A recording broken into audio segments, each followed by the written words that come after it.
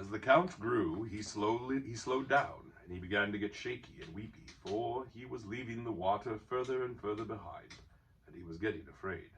Goblins might be about, and he had lost his ring. At last he stopped by a low opening on their left as they went up. 7 right, yes, 6 left, he whispered. This is it. This is the way to the back door, yes. Here's the passage. He peered in and shrank back. But we danc't go in, precious, no, we danc't.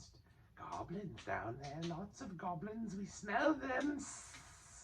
What shall we do? Curse them and crush them. We must wait here, precious, wait a bit and see. So they came to a dead stop.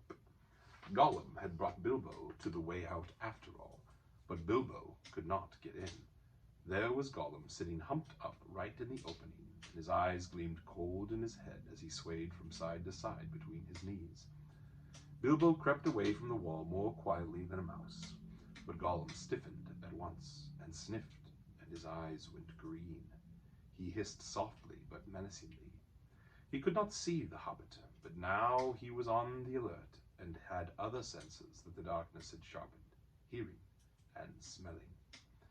He seemed to be crouched right down with his flat hands splayed on the ground and his head thrust out, nose almost to the stone. Though he was only a black shadow in the gleam of his own eyes, Bilbo could see or feel that he was tense as a bowstring gathered for a spring. Bilbo almost stopped breathing and went stiff himself. He was desperate. He must get away out of this horrible darkness while he had any strength left. He must fight. He must stab the foul thing, put its eye out, kill it. It meant to kill him. No, not a fair fight. He was invisible now. Gollum had no sword. Gollum had not actually threatened to kill him or tried to yet. And he was miserable, alone, lost.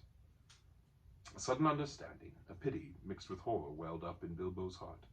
A glimpse of endless unmarked days without light or hope or betterment, hard stone, cold fish, sneaking and whispering.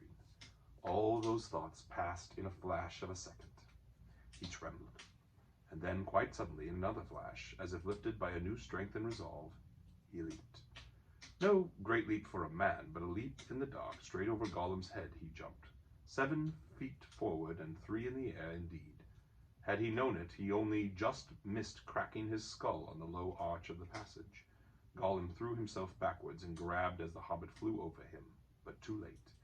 His hands snapped on thin air, and Bilbo, falling fair on his sturdy feet, sped off down the new tunnel. He did not turn to see what Gollum was doing. There was a hissing and cursing almost at his heels at first, and then it stopped. All at once there came a blood-curdling shriek, filled with hatred and despair. Gollum was defeated. He dared go no further.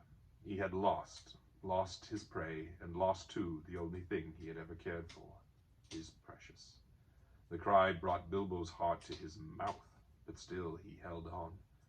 Now, faint as an echo, but menacing, the voice came behind. Thief! Thief! Thief! Brigands! We hate it! We hate it! We hate it forever!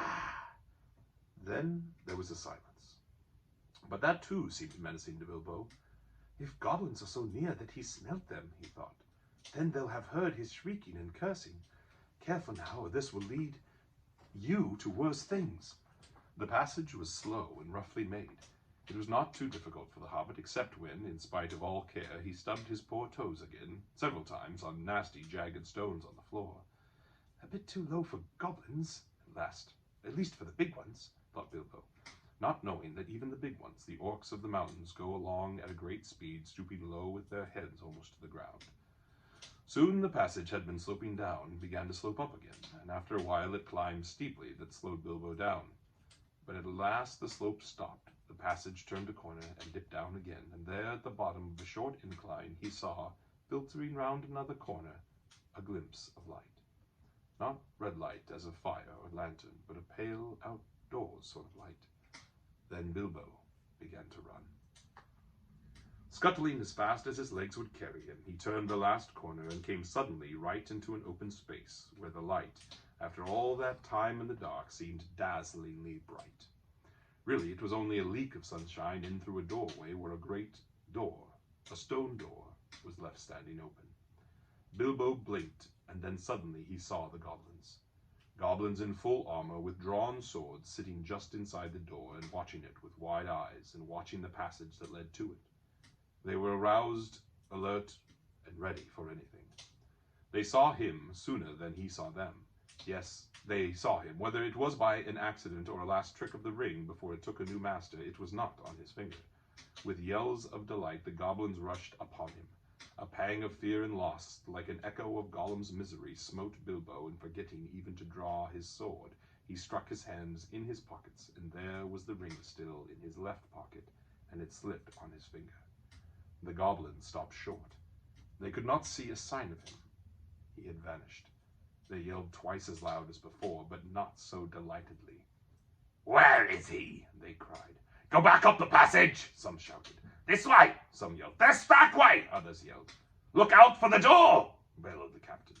Whistles blew, armor clashed, swords rattled, goblins cursed and swore and ran hither and thither, falling over one another and getting very angry.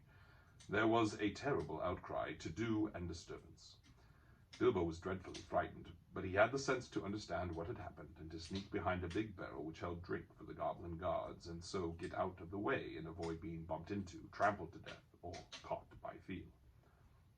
"I must get to the door. I must get to the door," he kept on saying to himself, but it was a long time before he ventured to try. Then it was like a horrible game of blind man's bluff. The place was full of goblins running about, and the poor little hobbit dodged this way and that, was knocked over by a goblin who could not make out what he had bumped into, scrambled away on all fours, slipped between the legs of the captain just in time, got up, and ran for the door. It was still ajar, but a goblin had pushed it nearly to. Bilbo struggled, but he could not move it. He tried to squeeze through the crack. He squeezed and squeezed, and he stuck. It was awful. His buttons had gotten wedged on the edge of the door and the door post. He could see outside into the open air. There were a few steps running down into a narrow valley between tall mountains. The sun came out from behind a cloud and shone bright on the outside door, but he could not get through. Suddenly, one of the goblins inside shouted, "There is a chateau by the door! Something is outside!" Bilbo's heart jumped into his mouth. He gave a terrible squirm. Buttons burst off in all directions. He was through, with a torn coat and waistcoat, leaping down the steps like a goat, while bewildered goblins were still picking up his nice brass buttons on the doorstep. Of course, they soon came down after him, hooting and hallooing and hunting among the trees. But they don't like the sun. It makes their legs wobble and their heads giddy. They could not find Bilbo with the ring on, slipping in and out of the shadows of the trees, running quick and quiet, keeping out of the sun. So soon they went back grumbling and cursing to guard the door. Bilbo had escaped.